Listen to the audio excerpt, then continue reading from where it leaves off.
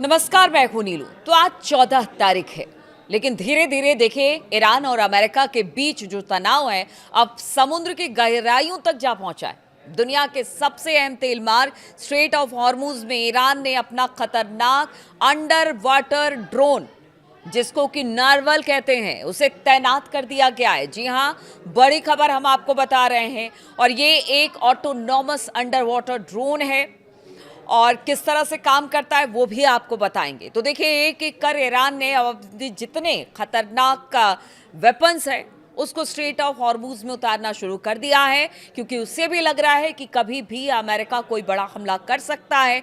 मैंने मक्खी फ्लीट की बात की थी, डॉल्फिन पनडुब्बियों की बात की थी, और अब ये ड्रोन भी सामने आ रहा है। जी हाँ, IRGC ने संकेत दिए हैं कि एक चुपचाप हमला करने वाला हथियार है और ये हथियार पारंपरिक नौसैनिक युद्ध की परिभाषा बदल देगा। यानी जितने युद्ध अब तक हुए हैं उसमें ये गेम चेंजर साबित होगा।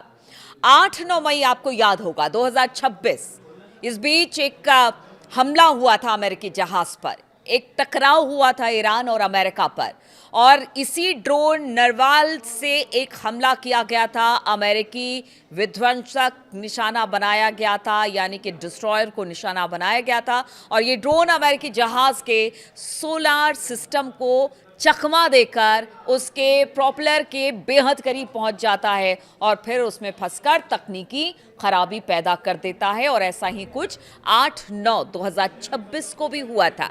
इसमें अमेरिकी विध्वंसक को काफी ज्यादा नुकसान पहुंचा था। अमेरिकी सेंट्रल कमांड यानी सेंटकॉम के मुताबिक वे अब ईरानी UUVs का मुकाबला करने के लिए खास माइन क्लियरेंस और ड्रोन हंटर सिस्टम को तैनात कर रहे हैं। तो देखिए, तैयारी दोनों तरफ से है, लेकिन इस बार जो ड्रोन ईरान ने लगाया है स्ट्रेट ऑफ हॉर्मुज में, वो बता रहा है कि वो गेम चेंजर होगा और अमेरिका के बड़े बड़े डिस्ट्रॉयर खड़े रह जाएंगे और उनको बहुत नुकसान ये ड्रोन पहुंचाने वाला है। ऐसे में अगर स्ट्रेट ऑफ हॉर्मुज में लड़ाई होती है तो ईरान अब धीरे धीरे आगे बढ़ रहा है कि अब लड़ाई तो स्ट्रेट ऑफ हॉर्मुज में होकर रहेगी, मान के चला जा रहा है। हालांकि अमेरिका भी अपनी तरफ से पूरी कोशिश कर रहा है, महाशक्ति है तो कोशिश तो करेगा ही। देखिए, कुछ इस ड्रोन की खासियत आपको बताते हैं। ये चुपचाप ऑपरेशन करता है, यानी कि ये जो ड्रोन है वो लिथियम आयन बैटरी से चलता है, जिसमें इंजन का शोर ना के बराबर होता है, और इसकी वजह से अमेरिकी नेवी के जो बड़े बड़े सोनार है उसे पकड़ पाने में विफल रहते हैं, यानी अक्षम रहते हैं, वो नहीं पकड़ पाते इस ड्रोन की, इतनी कम इसकी आवाज़ होती है। AI पावर्ड है। इन ड्रोन में सेलेक्टिव टारगेटिंग क्षमता है, यानी कि सिविलियन टैंकर को छोड़कर मिलिट्री वेसल और डिस्ट्रॉयर्स को टारगेट करता है ये। मतलब आप सोचिए कि इसका टारगेट भी इतना ज़बरदस्त, इतना सटीक है कि सीधे जहां पर इसे प्लांट किया जाता है ठीक वहीं पे जाके ये नुकसान पहुंचाता है। रूस और चीन दोनों की तकनीक का ये कॉम्बो बताया जा रहा है, और इसका स्टेल्थ तकनीक और नेविगेशन सिस्टम, रूसी और चीनी इंजीनियरिंग की झलक देखने को मिलती है। देखिए, इसकी झलक तो अगर रूसी नेविगेशन की बात की जाए तो जितने बड़े हमले हुए अमेरिका के अलग अलग सैन्य ठिकानों पर, वहां पर इसी नेविगेशन ने काम किया। अब समझिए कि कितना सटीक है इसका नेविगेशन, कि जहां पर टारगेट इस ड्रोन को लेकर फिक्स किया जाएगा वो टारगेट खत्म हो जाएगा, उससे भारी नुकसान दुश्मनों को होगा। गहराई और रेंज की बात की जाए तो 300 मीटर की गहराई तक एक गोता लगा सकता है और घंटों तक समुद्र के नीचे घात लगाकर बैठ भी सकता है, यानी किसी को पता भी नहीं चलेगा ये कब अंदर गया, कब इसने दुश्मन के ठिकानों को या फिर दुश्मन के जहाज़ों को निशाना बनाया, किसी को पता नहीं चलेगा। स्वॉर्म अटैक, ईरान की योजना एक खास के साथ साथ 50 से अधिक ऐसे ड्रोन तैनात करने की है। यदि ये ड्रोन एक साथ हमला करते हैं तो किसी भी बड़े युद्धपोत या फिर तेल टैंकर का बचना लगभग नामुमकिन है। एक की बात कर रहे थे, लेकिन बताया जा रहा है कि ईरान ने ऐसे 50 से ज़्यादा ड्रोन समुद्र में उतारने का फैसला ले लिया है, और अगर ये एक साथ अटैक करते हैं तो अमेरिका के बड़े बड़े डिस्ट्रॉयर धाराशायी हो जाएंगे, खत्म हो जाएंगे, और अमेरिका को पता भी नहीं चलेगा। अगर बड़ी संख्या में ऐसे ड्रोन एक साथ हमला करे तो फिर बड़े युद्धपोत और तेल टैंकर के लिए खतरा कई गुना बढ़ सकता है। पेंटागन भी इससे डरा हुआ है। जी हाँ, पेंटागन ने इसे अस्थिर करने वाली कार्रवाई करार दिया है। जब उन्हें पता चला कि ईरान इस तरह के ड्रोन को स्ट्रेट ऑफ हॉर्मुज में उतार रहा है, तो उन्होंने कहा कि वहां पर अस्थिरता पैदा करने की कोशिश ईरान कर रहा है। लेकिन ईरान तो कह रहा है कि बातचीत आप नहीं कर रहे हैं, खुल के युद्ध ही कर लीजिए। अगर युद्ध करने की बात हो रही है, तैयारियों की बात हो रही है, तो पेंटागन की तरफ से कहा जा रहा है कि वहां पर हालात को अस्थिर करने का प्रयास किया जा रहा है। तो आखिर ईरान करे क्या? अमेरिकी नौसेना ने क्षेत्र में अपने अंडर वाटर सर्विलांस को और ज्यादा बढ़ा दिया है और जवाबी कार्रवाई के लिए घातक रिमोट कंट्रोल सबमरीन तैनात किए हैं। वहीं ईरान का यह कदम यह साफ करता है कि अब सीधी सीधी लड़ाई के बजाय एक कह लीजिए कि एसिमेट्रिक वॉरफेयर पर भरोसा कर रहा है, जहां सस्ते ड्रोन करोड़ों डॉलर के युद्धपोतों को बेकार कर देगी।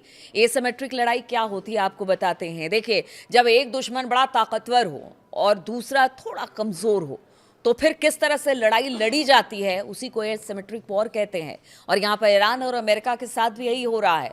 कहाँ तो बड़े बड़े डिस्ट्रॉयर और कहाँ इनके छोटे से ड्रोन या फिर मॉस्किटो फ्लीट, और वो आप देखिए किस तरह से हमला कर रहे हैं और जबरदस्त नुकसान पहुंचा रहे हैं अमेरिका को। तो आने वाले दिन हॉर्मुज की सुरक्षा के लिहाज से काफी संवेदनशील होने वाले हैं। और ऐसे में अगर एक एक करके हॉर्मुज को सेंटर बनाकर अमेरिका भी अगर यहां पर कुछ भी ऐसा करता है, तो फिर ईरान भी उसके लिए तैयार है। धीरे धीरे करके वो अपने बेड़े में एक के बाद एक, हॉर्मुज में अगर लड़ाई होती है तो उसके लिए उसने पूरी तैयारी कर ली है। हालांकि बताया ये भी जा रहा है, खबर ये भी मतलब निकलकर सामने आई है कि 40 देश जिस तरह से हॉर्मुज से तेल टैंकर नहीं निकल पा रहे हैं, वैसे में बहुत सारे देश ऐसे हैं जिनको इसका खामियाजा भुगतना पड़ रहा है। महंगाई अपने पूरे चरम पर है, हर एक देश ने अलर्ट जारी कर दिया है महंगाई को लेकर। अब ऐसे में 40 देश बताया जा रहा है कि हॉर्मुज की तरफ आगे बढ़ रहे हैं। ऑस्ट्रेलिया ने तो अपना एक डिस्ट्रॉयर देने की बात की है ईरान से लड़ने के लिए, ताकि हॉर्मुज को खुलवाया जा सके। तो आप समझिए, एक तरफ ईरान है, अगर वाकई में 40 देश एक साथ ईरान के सामने खड़े होते हैं, तो फिर ईरान किस तरह से लड़ाई लड़ेगा, ये तो मुश्किल है। 40 देश से एक देश का लड़ना तो मुश्किल है। लेकिन ईरान ने पहले ही कह दिया है कि हॉर्मुज से देखिए निकलना बड़ा मुश्किल है। जब तक उनकी बातों को नहीं मान लिया जाएगा, किसी भी देश के जहाज बिना उनकी इजाज़त के, बिना उनको भुगतान किए नहीं निकल सकते हैं। और अब तो कहते हैं कि जो भुगतान की राशि है वो ईरान और बढ़ाने जा रहा है। ऐसे में समझिए कि स्थिति और गंभीर हो जाएगी, समस्या और गंभीर हो जाएगी। तो अब ईरान की तरफ से भी तैयारी है, लेकिन जो 40 देश की बात हो रही है कि वो 40 देश अब ईरान के खिलाफ लड़ने को हॉर्मुज में तैयार दिखाई दे रहे हैं, वो भी ईरान के लिए अच्छी खबर नहीं है। लेकिन स्ट्रेट ऑफ हॉर्मुज में ईरान की लड़ाई और ईरान का वर्चस्व अगर कायम रखना है, तो फिर उसे अपने जो फ्लीट है, या कह लीजिए कि जो जंगी जहाज़ हैं या उसके वेपन्स हैं, उसको बढ़ाने की ज़रूरत है। इसी में ये ड्रोन सामने आया है कि किस तरह से ये ड्रोन बड़े से बड़े जहाज़ को डिस्ट्रॉय कर सकता है। वो सिर्फ अमेरिका नहीं, अगर 40 देशों में अगर ऑस्ट्रेलिया का डिस्ट्रॉयर भी वहाँ पर पहुँच रहा है या जहाज़ पहुँच रहा है, तो उसको भी निशाना बनाया जा सकता है। क्योंकि ईरान ने कह दिया है कि किसी को नहीं छोड़ा जाएगा जब तक उनकी बात नहीं मान ली जाती है। तो अब देखना होगा कि क्या बातचीत का कोई रास्ता निकलता है, या आने वाले 1-2 दिन में कोई बड़ा हमला हो सकता है हॉर्मुज में, ईरान पर या कहीं और। इस पर हमारी नजर बनी रहेगी। बहुत बहुत शुक्रिया मेरे साथ इस वीडियो में शामिल होने के लिए।